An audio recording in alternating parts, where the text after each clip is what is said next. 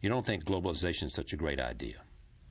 Well, actually, what I said is globalization can be a very positive thing if it's managed well. And so what is wrong about globalization as it exists today? Well, let me give you one example.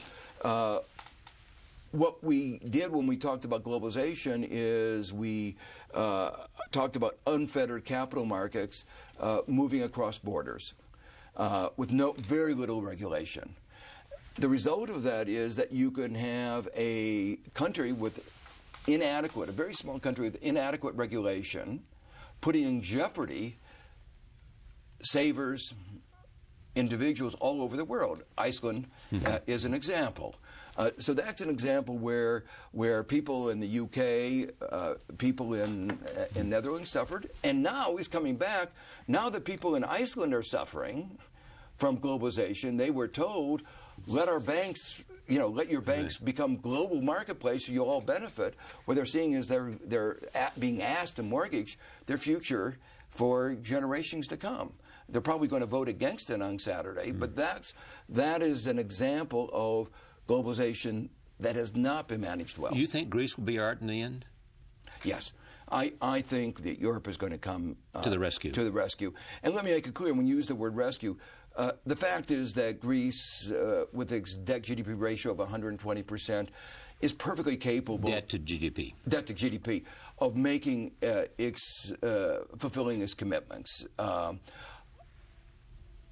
When you face a speculative attack and interest rates soar, then you have a problem.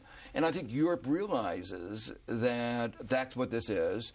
If they don't act, it'll spread to other places like Spain and Portugal and maybe even Italy. Exactly. So what is at stake here is the integrity of the euro and European Union, which is why I felt so confident that they would eventually come to the rescue. One of the reasons I like you so much is you have opinions and you have ideas, and they're interesting and controversial.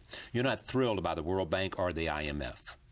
Well, the IMF has changed a little bit, and so is the World Bank. They're better to your liking.